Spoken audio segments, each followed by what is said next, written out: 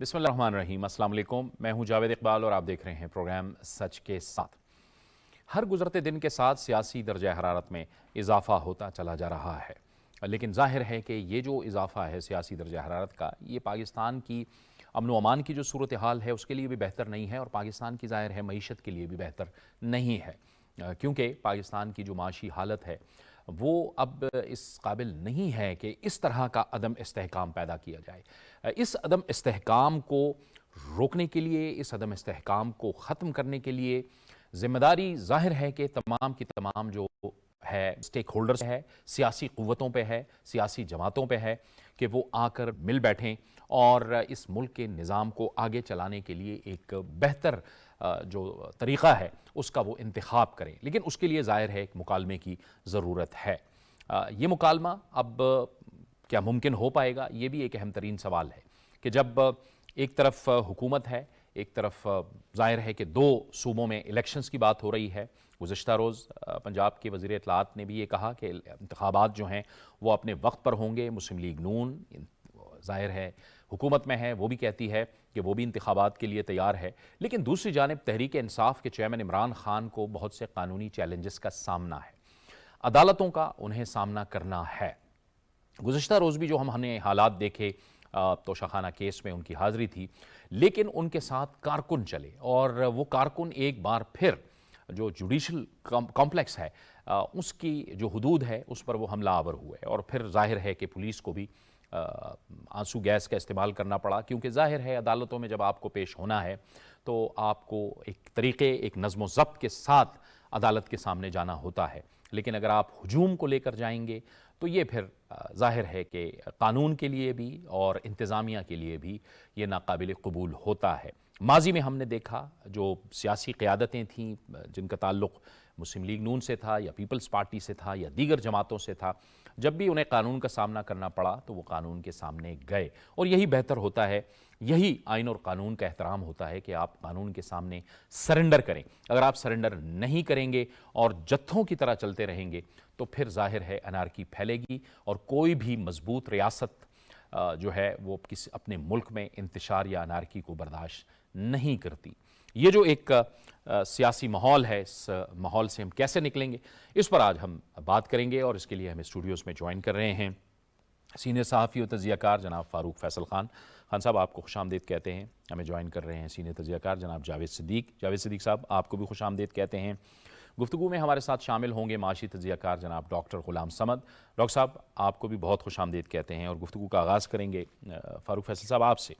फ़ारूक साहब, सूरत हाल जो है वो अब भी वैसी की है जैसे कि पहले थी। तहरीक इंसाफ हम देख रहे हैं कि कानून के सामने सरेंडर करने को तैयार नहीं है उस तरह से। एक बार फिर इमरान खान साहब चले, उनके साथ कारकुन चले और फिर जो कुछ हुआ जुडिशल कॉम्प्लेक्स में वो हमारे और आपके सामने है।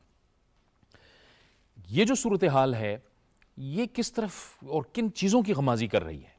देखिए, आपने जो पहले अपनी गुफ्तगू का आगाज़ किया और उसमें माशी और सियासी इस्तेहकाम की बात की और मकालमे की बात की, बिलाखिर कोई भी बड़े से बड़ा भी कोई मामला हो, कज़िया हो, इख्तलाफ हो, वो एंड ऑफ द डे जो है वो टेबल पे बैठ के उसका हल होना होता है।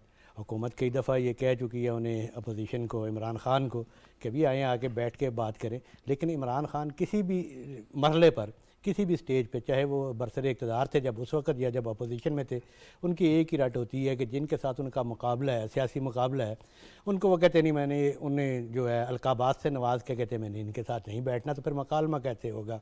और उनकी जो ये सारी सियासी हिकमत अमली रही है, आपने देखा है कि परसों अदालत में भी उन्हें कहा गया कि खान साहब आप अपने रवैये पे नज़र सानी करें और आप कानूनी चीज़ों को कानूनी तरीके से हैंडल करें। अब तहरीक इंसाफ की तरफ से उन्होंने बिलाखिर जितनी जो उन्होंने तहरीक और वो कॉल्स दी थी वो सब जो हैं वो रह गई। अब उनकी तरफ से ये बात आई है सामने कि वो बात करने के लिए तैयार हैं सबसे, लेकिन वो किससे बात करेंगे, ये कोई चीज़ नहीं है।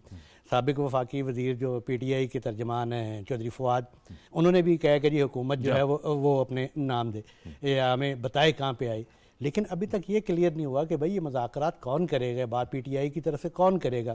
دیکھیں اگر تو یہ پی ٹی آئی نے اگر کوئی سنجیدہ سٹیپ اٹھانا ہے تو پھر یہ مذاکرات اب عمران خان کو خود جو ہے وہ پی ڈی ایم کی قیادت یا وزیر اعظم کے ساتھ بیٹھ کے کرنا پڑیں گے، اور میرا نہیں خیال کہ وہ ابھی اس کے لیے تیار ہیں، وہ بھی اپنا ایک وقت نکال رہے ہیں۔ عموماً سیاسی تجزیہ نگار سب لوگ کہتے ہیں کہ یار یہ اس طرح کے کیسز جو ہیں جو اپوزیشن پہ ان کے جو میرے پہ اتنے 80 ہو گئے 90 ہو گئے، لیکن اس کا ذمہ دار کون ہے؟ دیکھیں نا آپ کل جو ادھر اسلام آباد ہائی کورٹ میں ہوا کہ بھی آپ پورے جتھے کی صورت میں اور جلوس کی صورت میں جو ہے وہ عدالت میں آ رہے ہیں، حالانکہ آپ اس عدالت میں پیش ہونے کے لیے 4 دن جو ہے وہ لاہور میں ایک سین کریٹ ہوتا رہا، اور اس میں ظاہر ہے کہ عمران خان صاحب کو یہ اور راستہ اس کا دیا نتیجہ گیا، پھر وہی نکلا جو کہ راستہ ہوتا ہے، دیا یعنی گیا۔ ایک بار پھر تشدد، پولیس پہ آپ نے پتھراؤ کیا اور دیکھیں مجبور کیا آپ نے پولیس کو کہ یہ کریں۔ انہیں ضمانتیں دی جا چکی تھی کہ بھی یہ بحفاظت پیش ہو جا کے اپنا، اور انہیں تھا کہ جی وہ کچہری میں جو ہے وہ ڈیتھ ٹریپ ہے، تو یہاں فیڈرل جوڈیشل کمپلیکس میں کل بڑے حفاظتی انتظامات تھے، لیکن ہوا کیا کہ جب وہاں پہ وہ جتھوں کی صورت، ایک تو وہ اپنے وقت پر وہاں پہ نہیں پہنچے، اور پھر انہوں نے اپنے کارکنوں کو پہلے ہی بھیج دیا ہوا تھا، حالانکہ کل کارکنوں کے آنے کی کوئی ضرورت نہیں تھی جب ایک چیز ساری طے تھی، ہر چیز ان کی آپس، اور آپ کبھی مذاکرات ہوئے، گفتگو ہوئی کہ چلے یار اس طریقے سے پروسیڈ کیجئے، آپ قانونی کارروائیاں پوری کریں، لیکن کیا ہوتا ہے کہ ہر تاریخ میں اپنے کارکنوں کو کال دیتے ہیں، وہ لاٹھی چارج کرتے ہیں، سب نے ڈنڈے اٹھائے ہوئے تھے، غلیلیں اٹھائی ہوئی تھی، اور پھر واپسی پہ جاتے ہوئے مزید کیس بن جاتے ہیں۔ تو جب تک وہ اپنی اسٹریٹجی کو چینج نہیں کریں گے، حکومت جو ہے، دیکھیں حکومت ہمیشہ تیار رہتی ہے، ہمیشہ مذاکرات کے لیے تیار رہتی ہے، اور یہ عمران خان کو اب آگے بڑھنا ہوگا۔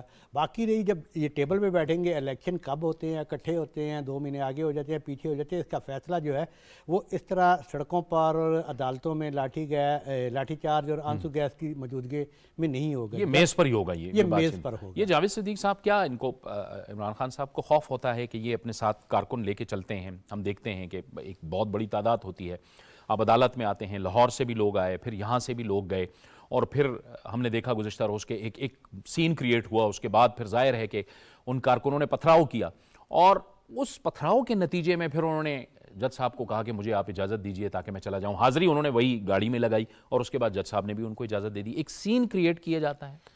میرا خیال ہے وہ اگر آپ اس کا تجزیہ کر رہے ہیں تو ایک ہی وجہ نظر آتی ہے، انسیکیورٹی۔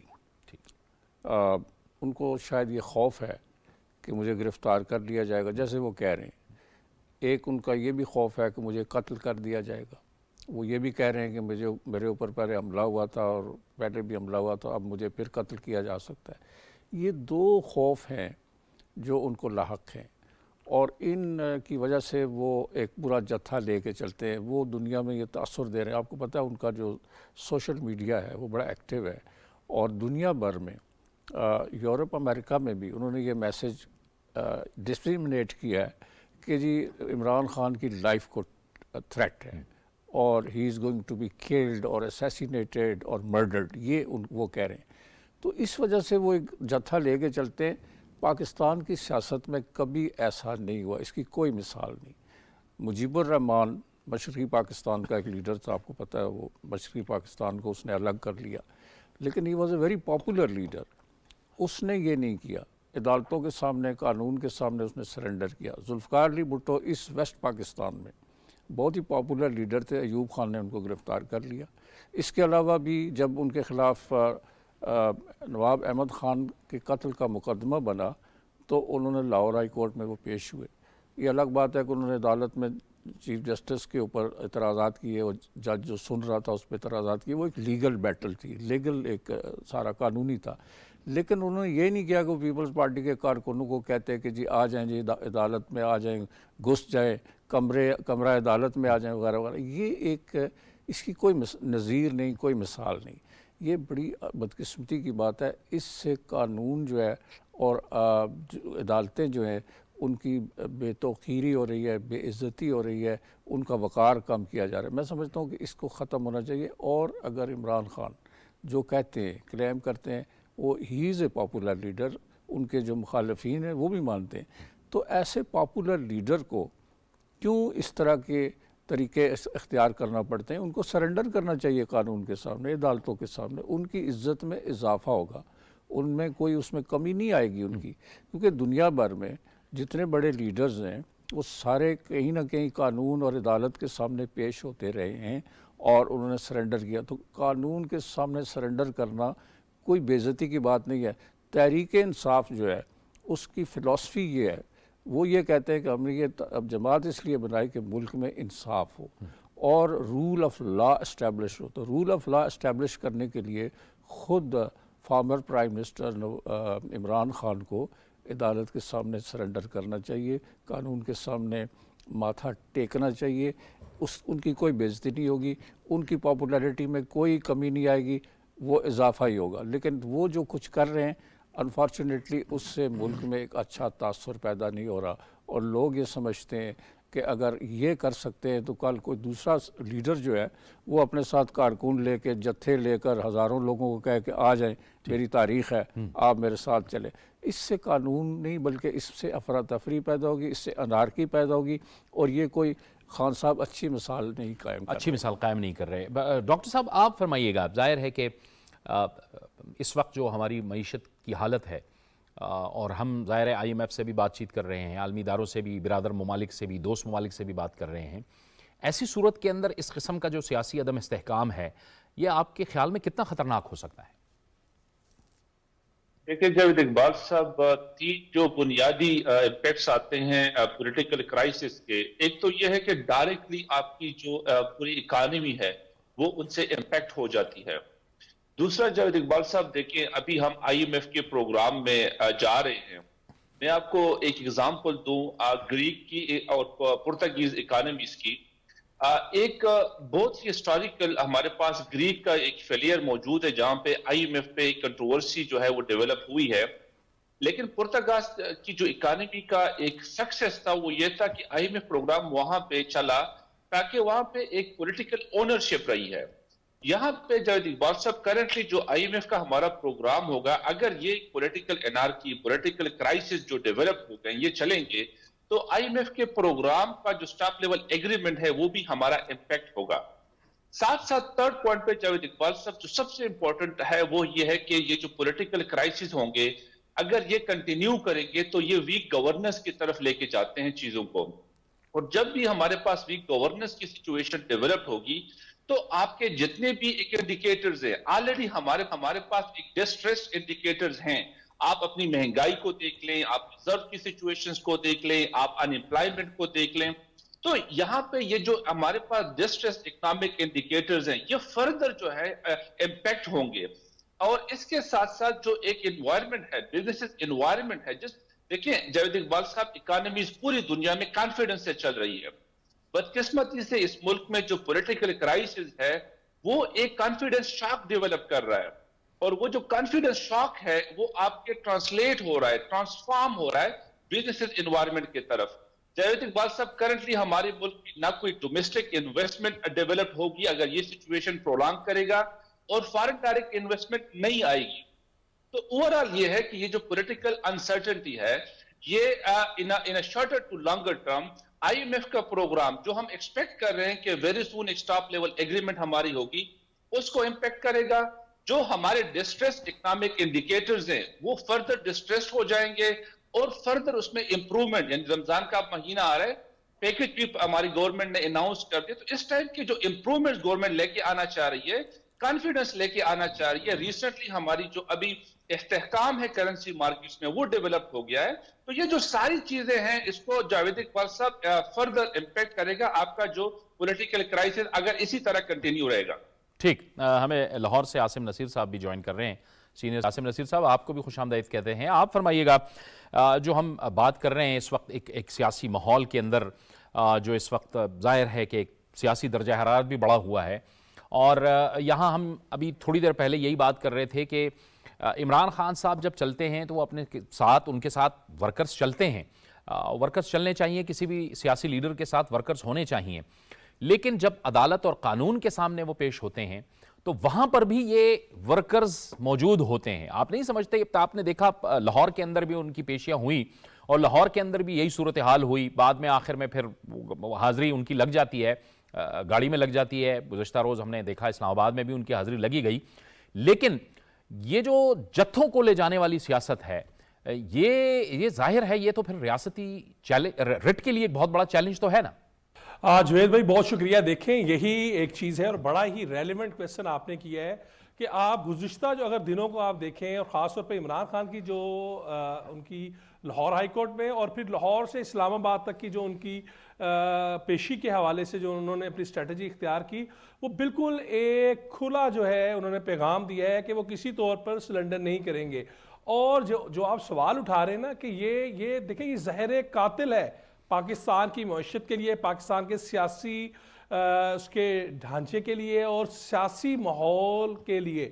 جس طرح آپ لوگوں کو لے کے جا کر اور عدالتوں کے اوپر چڑھ کر اور اس کے بعد آپ گزشتہ روز آپ نے دیکھا کہ اسلام آباد میں کیا کچھ نہیں ہوا, وہ مجھے اب دوبارہ وہ دہرانے کی ضرورت نہیں ہے, یہ آپ کے فوٹیجز آپ کے سامنے ہوں گی, عوام دیکھ رہی ہیں. لیکن ان تمام چیزوں سے آپ کو پتہ چل رہا ہے کہ عمران خان کی جو تھی نا میں نہ مانو کی بات, وہ شاید سب سے آگے ہے. اور آپ صرف اسے آپ ہائی کورٹس میں اور جوڈیشل مجسٹریٹ یا سیشن جج کی عدالت تک نہ محدود رکھے کہ ان کی وہاں پر یہ پیشیاں ہیں. یہ آپ کا جو انتخابی نتیجہ ہوگا اگر کوئی جیت جائے گا تو یہ اسے بھی قبول نہیں کریں گے. یہ اس کی بنیاد رکھ دی گئی ہے پاکستان تحریک انصاف کی طرف سے کہ اگر کوئی مخالف جیت جائے تو اس کا نتیجہ نہیں ماننا. جو 2014 میں 2013 کے خاص طور پر جو الیکشن کے بعد انہوں نے سب سے پہلے جو ایک شروع کیا میں نہ مانو کی بات, اور اس کے بعد 2014 میں جس طرح انہوں نے لانگ مارچ شروع کیا اور طاہر القادری صاحب کا اس کے اندر بالکل میں کہوں گا کہ صحرا بنتا ہے کہ انہوں نے اس وقت جتھوں کی سیاست ان سے شروع کروائی. اور آج آپ دیکھیں کہ یہ 10 سال کے بعد پاکستان کہاں پر پہنچ گیا ہے. کیا 2013 کا پاکستان اور 2023 کا پاکستان یہ تھا؟ کیا ڈالر کی پرائس, کیا سیاسی عدم استحکام یہ تھا؟ اس میں سارا قصور ہمارے ان تمام حلقوں کا ہے, ان لوگوں کا ہے جو جتھوں کی سیاست کو فروغ دیتے رہے, جو جتھوں کی سیاست کرتے رہے. اور آج بھی میں آپ کو بتاؤں اگر ہم آج بھی اسے نہیں روکیں گے تو یہ پاکستان کے جمہوری سسٹم کو لپیٹ دے گا, اور نہ صرف جمہوری سسٹم کو لپیٹے گا بلکہ آنے والے سالوں میں یہ بہت زیادہ اس کے نقصانات دیکھنے میں آئیں گے.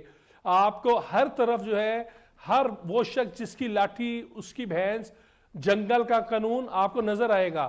یہ دیکھیں یہ کوئی حل نہیں ہے. آپ عمران خان صاحب ایک قومی لیڈر ہیں, ایک اچھے کرکٹر تھے, اس کے بعد چیریٹی کے لیے وہ بڑے اچھا کام کرتے رہے. انہیں تو چاہیے تھا کہ اگر آپ کو عوام سے نکالا گیا ہے تو آپ اسمبلیوں کے اندر رہتے ہوئے اپنی سیاست کرتے. سب سے پہلے آپ نے اسے نہیں مانا کہ مجھے کیوں نکالا, اور انہوں نے استعفے دیے. پھر ان کے پاس پنجاب کی حکومت تھی, چودھری پرویز الہی صاحب نے انہیں سمجھایا کہ نہ بھائی استعفے نہ دو. وہ جتنا ڈیلے کرتے رہے, لیکن کیونکہ انہوں نے ضد اپنی پکڑی ہوئی تھی کہ میں نے یہ پنجاب اسمبلی کو بھی توڑنا ہے, میں نے کے پی کی اسمبلی کو بھی توڑنا ہے. اور جب انہوں نے اپنا اس صرف ضد کو پورا کرنے کے لیے ان 2 اسمبلیوں کو توڑا تو آپ دیکھ لیں اب جو تیسری ضد ہے کہ میں سلنڈر نہیں کروں گا. اگر آپ چلے بھی جاتے ہیں, کیا مجھے اور آپ کو, آپ اور ہم تو اکٹھے ایک کیس کے اندر آپ کو پتا ہے کہ ہم اپنے حق کے لیے جاتے رہے ہیں عدالتوں میں, کیا ہمیں اس طرح ریلیف ملتا تھا؟ بالکل صحیح. عام شخص کو کسی کو ریلیف ملتا ہے؟ کبھی نہیں ریلیف ملتا. کیا یہ عدالتوں کو آپ نے مذاق بنا دیا ہے؟ عام پبلک, آپ یقین کریں, میں ابھی لاہور میں پی ایس ایل ختم ہوا ہے, اس کے باوجود لاہور میں لوگ عمران خان صاحب کے جو زمان پارک کی وجہ سے اتنے ڈسٹرب تھے.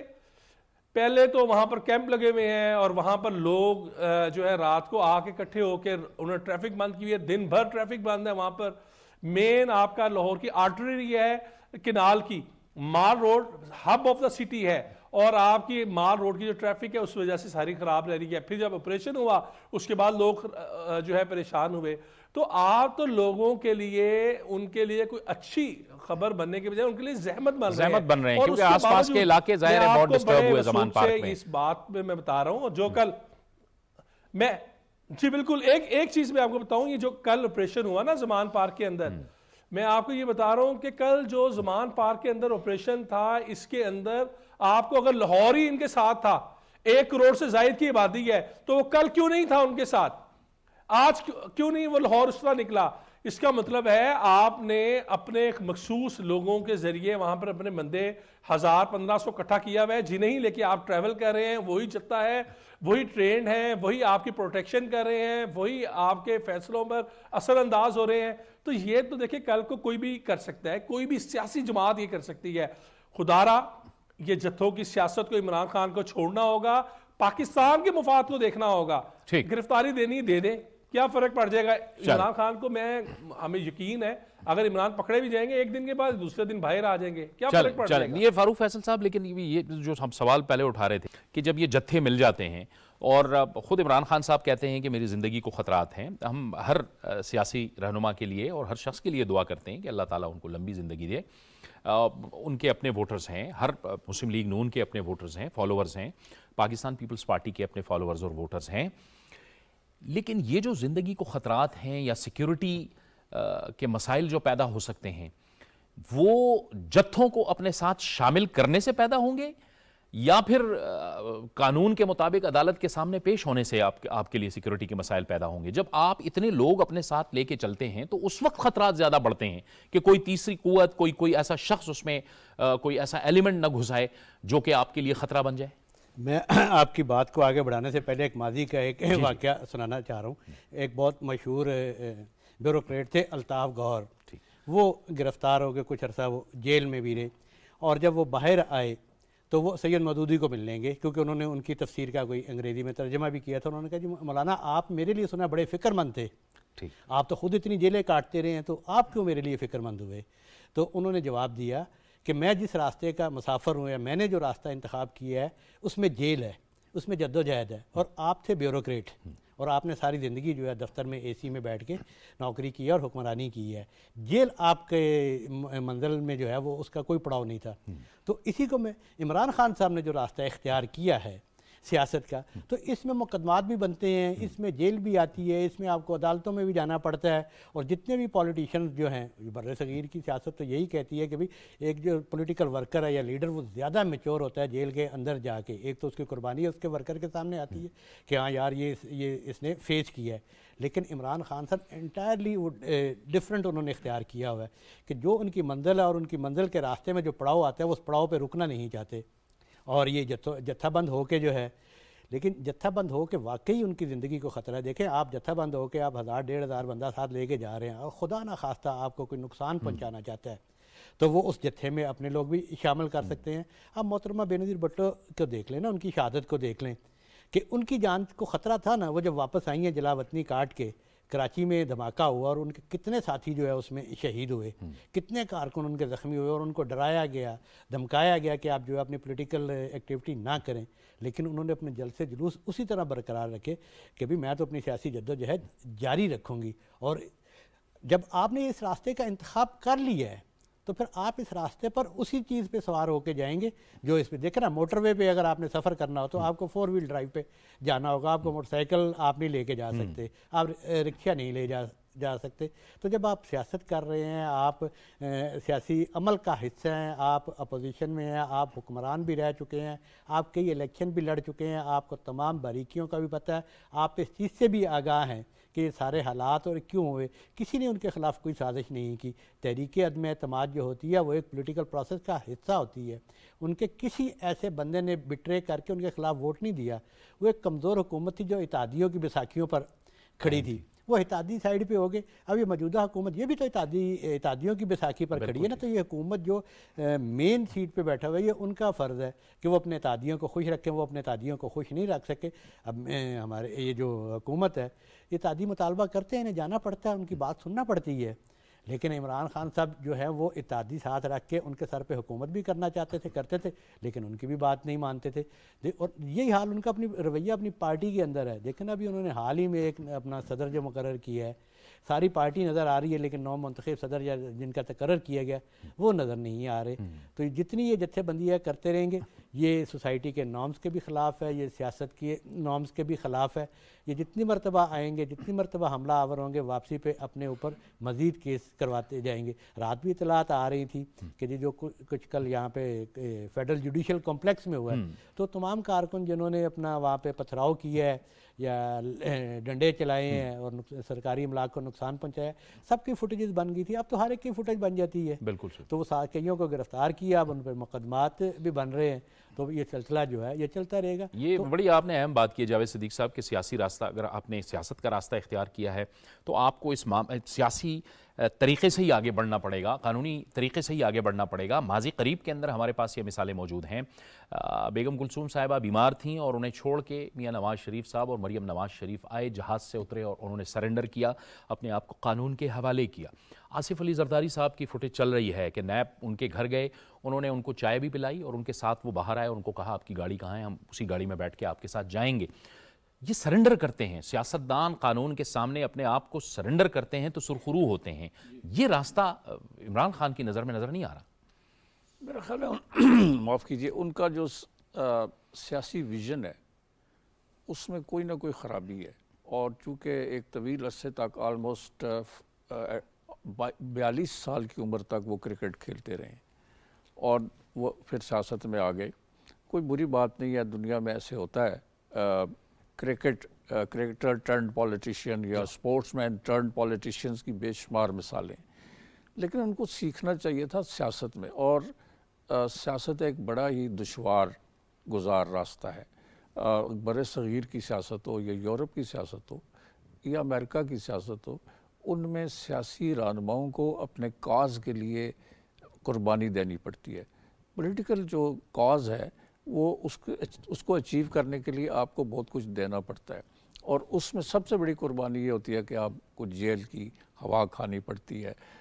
شیخ رشید صاحب ان کی پارٹی کے ساتھ ہیں، وابستہ ہیں، ان کی جماعت. وہ کہتے ہیں جیل میرا سسرال ہے، اور اس طرح سے بہت سے سیاستدان یہ کہتے ہیں کہ جیل اور ہتھکڑی ہماری زندگی کا ایک حصہ ہے. اس سے گھبرانا نہیں چاہیے. میں سمجھتا ہوں کہ خان صاحب کو یہ بات پہلے سے سمجھ آنی چاہیے تھی، یا ان کے ساتھ جو سیزنڈ پولیٹیشینز ہیں، کچھ ہیں ان میں، جو ان کو بتاتے ہیں کہ جناب اس سے آپ کا کوئی مرتبہ کم نہیں ہوگا، آپ کا وقار کم نہیں ہوگا، آپ جیل میں جائیں گے تو آپ کی پاپولیرٹی میں اضافہ ہوگا، آپ کا امیج بہتر ہوگا، اور آپ کے کریڈٹ میں یہ بات جائے گی کہ آپ نے اپنے کاز کے لیے، یعنی انصاف کے حصول کے لیے، تحریک انصاف، اور اس کے لیے آپ نے یہ قربانی بھی دی ہے کہ آپ جیل میں گئے. آپ کو گولیاں بھی لگی ہیں، وہ بھی ایک آپ کے لیے politically you can cash in on that, اس سے بھی آپ فائدہ اٹھا سکتے ہیں. تو یہ کوئی ایسی بات نہیں ہے، لیکن انہوں نے جو طریقہ اختیار کیا ہے وہ بالکل نان پولیٹیکل ہے، انپریسیڈنٹڈ ہے، اس کی کوئی مثال نہیں ملتی. اور میں یہ سمجھتا ہوں کہ ان کو اس سے نقصان ہو رہا ہے، اور سیاسی حلقوں میں اور سیاسی کارکنوں میں ان کی جو توقیر یا عزت ہے اس میں کوئی اضافہ نہیں ہوگا، اور وہ ایک افراتفری پیدا کر رہے ہیں ایسے ماحول میں، ایسے تناظر میں، جبکہ پاکستان معاشی طور پر بے شمار پریشانیوں کا، مشکلات کا شکار ہے. اور ایسے میں جبکہ ہمیں انویسٹمنٹ چاہیے، بیرونی انویسٹمنٹ چاہیے، انٹرنل انویسٹمنٹ چاہیے، جابز کے لیے لوگ بے روزگاری سے مر رہے ہیں، انفلیشن کی جو دباؤ ہے اس کے نیچے لوگ کرا رہے ہیں، they are crying under the pressure of inflation. تو اس طرح سے میں سمجھتا ہوں کہ وہ ماحول کو خراب کر رہے ہیں. بیرون ملک سے بھی ہمیں یہ ایڈوائس مل رہی ہے کہ آپ سیاسی استحکام لے کے آئیں ملک کے اندر، لیکن اس میں ایک ہی فیکٹر ہے جو عدم استحکام کا سبب بن رہا ہے، اور وہ پی ٹی آئی ہے. پرائم منسٹر شہباز شریف صاحب نے ان کو دعوت دی کہ آپ آئیں، کم از کم ہم ایک میثاق معیشت کر لیتے، چارٹرڈ آف اکانومی کر لیتے. اس پہ بھی وہ بات نہیں کر رہے. کبھی تو وہ کہتے ہیں کہ جی ہاں میں تیار ہوں بات چیت کرنے کے لیے، لیکن پھر وہ بیک ٹریک کر جاتے ہیں. تو میں سمجھتا ہوں کہ سیاستدانوں کا ساری، اگر آپ تاریخ دیکھ لیں پاکستان کی، بر صغیر کی، سیاستدانوں نے تمام مسائل بات چیت کے ذریعے حل کی ہیں، اور سیاسی لیڈرشپ ہی ملک کو کرائسس سے نکالتی ہے. انفارچونیٹلی خان صاحب اس کرائسس کو مزید گہرا کر رہے ہیں، اس کو حل کرنے کے لیے کوئی پیش رفت نہیں کر رہے. ٹھیک ہے ڈاکٹر غلام سمد صاحب، آپ بتائیے گا، یہ میثاق معیشت کی بات کی اور اس پر بات بھی ہوتی رہی کہ جب یہ शहबाज शरीफ साहब अपोजिशन लीडर थे तो उस वक्त भी उन्होंने ये कहा था इमरान खान साहब की हुकूमत को, और फिर जब वो हुकूमत में आए तो बार बार यही बात करते रहे। और अब जाहिर है हर तरफ ये बात होती है कि मीसाक़ मईशत ज़रूर होना चाहिए। ये कम अज़ कम एजेंडा है जो कि सियासी इख्तिलाफ़ात के बावजूद सियासी जमातें आपस में मिल बैठ के कर सकती हैं। इसकी कितनी ज़रूरत है? और फिर ये भी बताइएगा कि इसी सियासी अदम इस्तेहकाम से फिर इदारे भी फ़ायदा उठाते हैं। फिर वो जब आपसे डील कर रहे होते हैं तो वो आपका किसी न किसी तरीके से बाजू मरोड़ने की भी फिर कोशिश कर ही रहे होते हैं। इकबाल साहब देखें, अगर आप IMF की जो स्टार्टिंग नेगोशिएशन शुरू हुई तो उनका एक मेन कंसर्न था कि पॉलिटिकल ओनरशिप होनी चाहिए, और अनफॉर्चुनेटली वो पूरे वीक में उनका फोकस रहा कि किस तरह ये जो एग्रीमेंट IMF का फाइनलाइज होगा ये ओनरशिप की तरफ जाएगा। और अभी भी जावेद इकबाल साहब जो IMF का कंसर्न है स्टाफ लेवल एग्रीमेंट, और स्टाफ लेवल एग्रीमेंट के बाद जब ये बोर्ड ऑफ डायरेक्टर में भी जाएगा तो ये एक पॉलिटिकल जो अनसर्टेनिटी अनफॉर्चुनेटली इस मुल्क में चल रही है तो डेफिनेटली ये वो ओनरशिप को इम्पैक्ट करेगा। तो एक तो ये है कि चार्टर ऑफ जो इकोनॉमी बहुत ही इंपॉर्टेंट है, इकोनॉमी बाय इटसेल्फ वो भी डेवलप नहीं हो रही। और बदकिस्मती ये है जावेद साहब के हमारे लिए इस मुल्क के जितने भी इकोनॉमिक इंडिकेटर्स हैं उसको देखना चाहिए कि हम किस तरफ जा रहे हैं। इन्फ्लेशन, अगर फूड इन्फ्लेशन देख ले 40% क्रॉस कर गया है। आपका बिजनेस एनवायरनमेंट इतना गिर गया कि फॉरेन डायरेक्ट इन्वेस्टमेंट मुल्क में आ ही नहीं रही। और अगर आप बैंक के डिपॉजिट देख लें तो आपके पास डिपॉजिट से लोग पैसे निकाल के बाहर की तरफ चैनलाइज, कैपिटल आउटफ्लो सिग्निफिकेंटली इस मुल्क से हो रही है। तो ये सारे ऐसे इंडिकेटर्स हैं जिसको हमें सीरियसली देखना चाहिए, अदरवाइज एक फर्दर जो दलदल है इकोनॉमी का उसकी तरफ हम जा रहे हैं।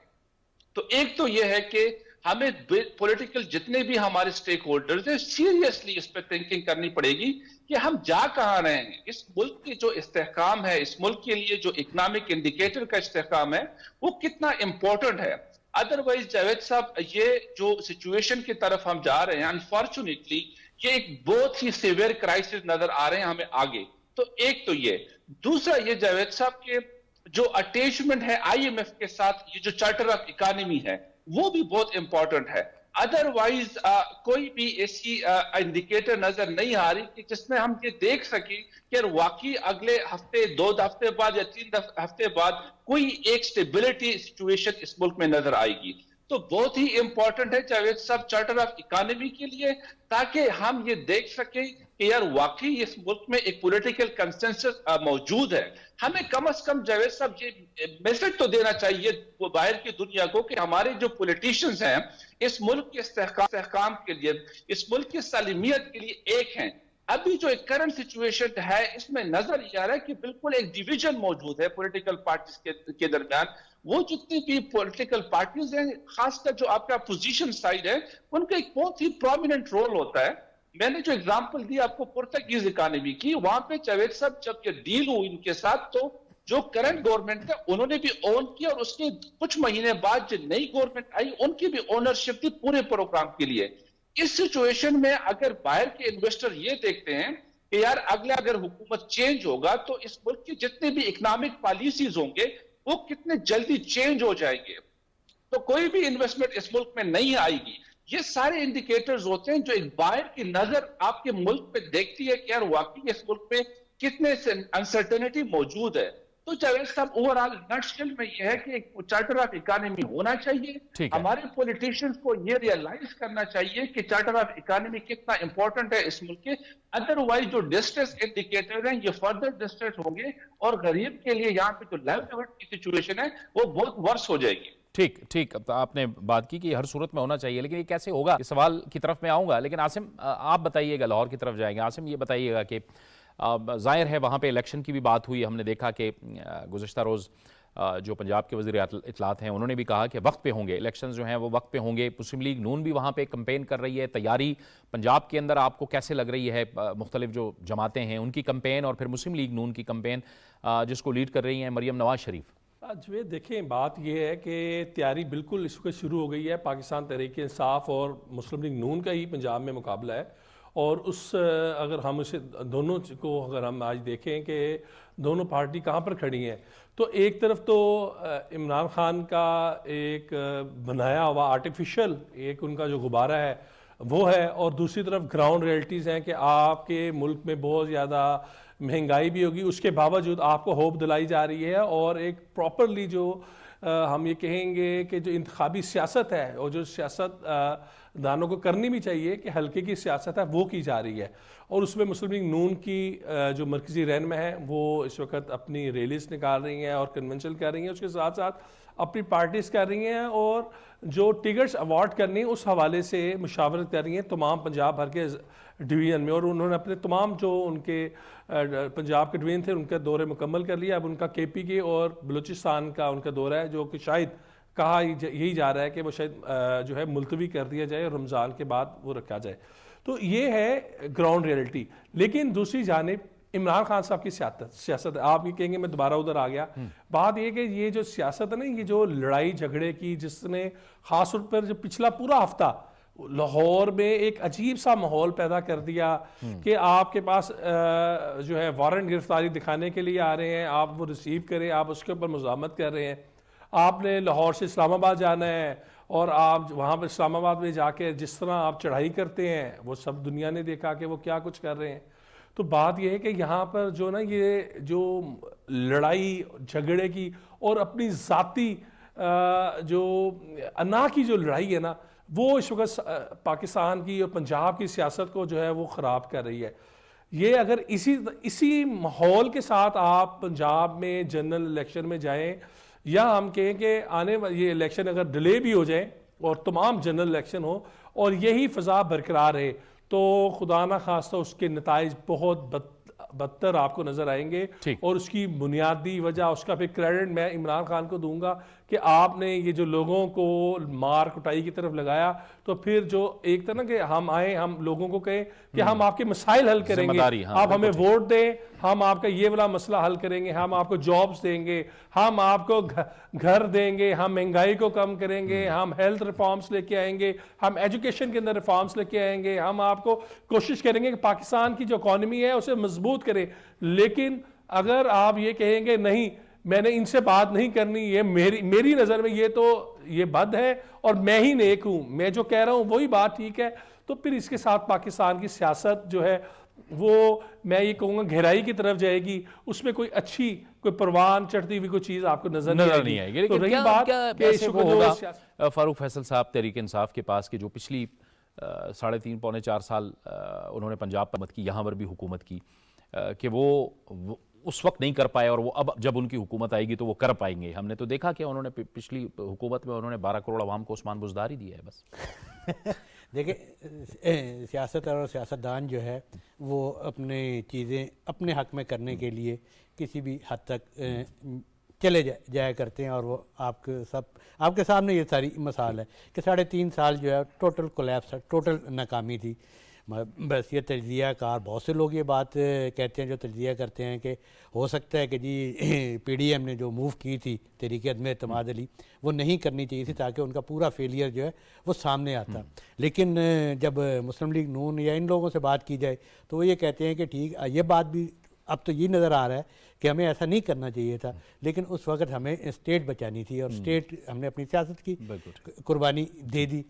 تو یہ جو سارے حالات پیدا کیے جا رہے ہیں، اور عمران خان جب بھی الیکشن اب کا 2 مہینے کے 4 ماہ کی بات ہے نا، تو ان کے پاس ایک جواز موجود ہوگا کہ جی میرے خلاف یہ سازش ہوتی رہی، یہ سازش ہوتی رہی، مجھے دیکھے جب مجھے حکومت سے بھی نکال دیا اور میرے پھر بھی یہ کیسز پرفارمنس نہیں ہوگی ان کی اپنی، وہ دیکھیں نا، یہ تو اب اس کو جواز بنائیں، یہ تو ان کی اسٹریٹجی ہے نا کہ انہوں نے وہ جو آگے جا کے پرفارمنس پہ بات ہونی تھی تو پرفارمنس والی بات ہی ختم کر دی، اس رخ پہ وہ سارے معاملات کو لے گئے، اور اس مطلب ٹکراؤ کی پالیسی اداروں کے ساتھ بھی، اور کوئی ادارہ انہوں نے میرے خیال چھوڑا نہیں ہے جس کے ساتھ انہوں نے ٹکراؤ کی پالیسی اختیار نہیں کی ہوئی۔ ٹھیک، جاوید صدیق صاحب آپ کا آخری کامنٹ میں چاہوں گا اسی پر۔ میں سمجھتا ہوں کہ جو ماحول خان صاحب نے کریٹ کیا ہے یہ ایک ٹاکسک ماحول ہے، اس میں پولرائزیشن اپنے عروج پہ ہے، اور اگر آپ اس ماحول میں الیکشن کروائیں گے تو یہ بتانا کوئی مشکل بات نہیں ہے کہ اس کے نتائج بھی تسلیم نہیں ہوں گے۔ اس طرح کی کشیدگی میں، دھڑے بندی میں، پولرائزیشن میں، نفرت میں، الزامات اور جوابی الزامات کے ماحول میں الیکشنز کے نتائج کو قبول کرنا is just not possible. تو میں سمجھتا ہوں کہ ان کو اگر ان میں دور اندیشی ہے، اگر وہ ملک کے بارے میں سوچ رہے ہیں، اگر وہ پولیٹیکل سٹیبلٹی کے بارے میں سوچ رہے ہیں، تو ان کو اپنا ایٹیچیوڈ بدلنا پڑے گا. بالکل اگر وہ ابھی انہوں نے کہا کہ میں بات چیت کے لیے تیار ہوں، تو بات چیت کے لیے آئیں. سب سے پہلے پولیٹیکل ٹیمپریچر کو نیچے لائیں، چونکہ جب اس سطح پہ آپ کی وہ ہوتی ہے، بہت زیادہ کشیدگی ہوتی ہے پولیٹیکل ٹاپ لیول کے اوپر، تو اس کے نتائج نچلی سطح پہ ہوتے ہیں، اور کارکن جو ہیں آپس میں لڑائی شروع کر دیتے ہیں، حملے شروع ہو جاتے ہیں، وائلنس بریڈ ہوتا ہے. تو اس سے بچنے کے لیے ایک پرامن ماحول میں انتخابات کرانے کے لیے خان صاحب کو موجودہ ایٹیچیوڈ بدلنا پڑے گا، ڈائلاگ کا راستہ اختیار کرنا پڑے گا. سیاسی مخالفین سے بات چیت جو ہے وہ ہی مسائل کا حل ہے، اس کے علاوہ کوئی راستہ نہیں. اگر انتخابی اصلاحات کی بات ہوتی تھی، وہ اصلاحات بھی نہیں ہو سکیں. دیکھیں نا، وہ نہیں جو جیتے گا وہ تو خوش ہوگا، لیکن جو ہارے گا وہ پھر الزام لگائے گا. ایگزیکٹلی. سو جو یہ ایکسپیرینس ہے ہمارے سیاستدانوں کا کہ کون سی چیزیں جو کہ ہمارے ملک میں فیئر اینڈ فری الیکشنز نہیں ہوتے، کیوں تلخی پیدا ہوتی ہے، کیوں وائلنس پیدا ہوتا ہے، کیوں افراتفری ہوتی ہے، کیوں پولیٹیکل انسٹیبلٹی ہوتی ہے، آئیں اس کو بیٹھ کے ریزالو کریں. یہ ہے پاکستان کے فیوچر کی بات، یہ ہے پاکستان میں اسٹیبلٹی لانے کی بات، یہ ہے پاکستان کی اکانومی کو مستحکم بنانے کی بات. اگر آپ شور شرابہ، افراتفری اور ایجیٹیشنل پالیٹکس کرتے رہیں گے تو یہ پاکستان کے حق میں نہیں ہے. It is against the interest of Pakistan. یہ مفادات کے خلاف ہے. یہ بالکل آپ درست کہہ رہے ہیں. بہت بہت شکریہ جاوید صدیق صاحب، فاروق فیصل خان صاحب، عاصم نصیر صاحب، آپ نے ہمیں لاہور سے جوائن کیا، آپ کا بھی بہت شکریہ. اور ڈاکٹر غلام صمد صاحب، آپ کا بھی بہت بہت شکریہ. سوال یہاں پر یہی ہے کہ انتخابات تو ہوں گے، لیکن جب پھر انتخابات کے نتائج آئیں گے تو وہ پھر کس حد تک تمام سیاسی جماعتوں کے لیے قابل قبول ہوں گے. اسی لیے کہا جا رہا تھا کہ پہلے بیٹھیں، مذاکرات کریں، انتخابی اصلاحات کریں اور اس کے بعد الیکشنز میں جائیں. کیونکہ ماضی میں ہم نے ہمیشہ سے دیکھا ہے کہ تحریک انصاف کا یہ رویہ رہا ہے کہ جب وہ انتخاب ہارتی ہے تو وہ پھر مخالف پر دھاندلی کا الزام لگا دیتی ہے. ایک تو یہ اہم معاملہ ہے، یہ بھی وقت بتائے گا کہ اب کیا ہوگا. لیکن اس کے ساتھ ساتھ آئین اور قانون کے سامنے، عدالتوں کے سامنے بہرحال آپ کو ہر صورت سرنڈر کرنا ہے. اور یہ میرے خیال میں ہر جو شہری ہے پاکستان کا، اس کو یہ کرنا چاہیے. اگر اسے قانونی معاملات کا سامنا ہے تو اسے سرنڈر کرنا ہوگا. اس میں کوئی بھی بڑا قداور شخصیت یا کوئی بھی چھوٹا شخص، اس کا کوئی بھی فرق نہیں ہونا چاہیے. قانون بڑے اور چھوٹے، امیر اور غریب سب کے لیے برابر ہے. اجازت دیجیے. اللہ حافظ.